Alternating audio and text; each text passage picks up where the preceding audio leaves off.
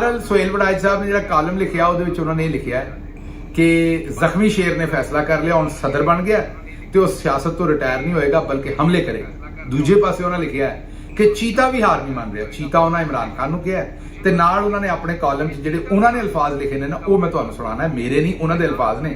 उन्होंने कहा कि चीता जिहड़ा वो नीले रंग की उन्हें टी शर्ट पाई सी चीते ने और जनाब शेवज़दा चेहरा सी और वाल काले किए हुए सन। यह अल्फाज ने सोहेल वड़ाच साहब के, जिथों यह नजर आता है कि उन्हें हार मनने तो इनकार कर लिया। क्या तजिया है जनाब सोहेल वड़ाच साहब, ये वाकई रोटी टुक्कर ते हमले तो बाद ही यही शै लिखी जा सकती है।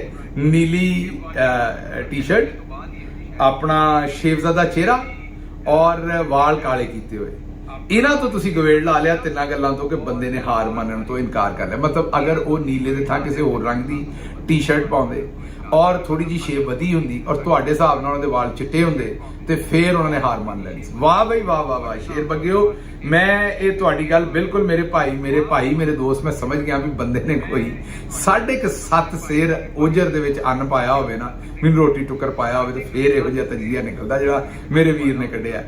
ਇਹ ਤੇ ਸਾਡੇ ਮੁਲਕ ਦੇ ਦਾਨਿਸ਼ਵਰ ਨੇ। ਮਸਲਾ ਇਹ ਹੋਇਆ ਵੀ ਸਾਡੇ ਜਿਹੜੇ ਦਾਨਿਸ਼ਵਰ ਨੇ ਨਾ ਉਹਨਾਂ ਦੇ ਉੱਤੇ ਵੀ ਰਹਿਤਾ ਪੈ ਗਿਆ। ਸਾਡੀ ਜਿਹੜੀ ਦਾਨਿਸ਼ਵਰੀ ਹੈ ਨਾ ਉਹ ਰਹਿਤੇ ਦੇ ਵਿੱਚ ਰਹਿਤੇ ਦੀ ਤਰ੍ਹਾਂ ਫੈਲ ਗਈ ਹੈ। ਇੱਕ ਪਾਸੇ ਵੇਖੋ ਤੇ ਅਨਸਾਰ ਅਬਾਸੀ ਸਾਹਿਬ ਦਾਨਿਸ਼ਵਰੀ ਕਰਦੇ ਨੇ, ਉਹ ਜੱਜਾਂ ਨੂੰ ਕਹਿੰਦੇ ਨੇ ਤੁਸੀਂ ਆਪਣਾ ਕੰਮ ਕਰੋ ਤੇ ਇੰਟੈਲੀਜੈਂਸ ਏਜੰਸੀਆਂ ਨੂੰ ਆਪਣਾ ਕੰਮ ਕਰਨ ਦਿਓ।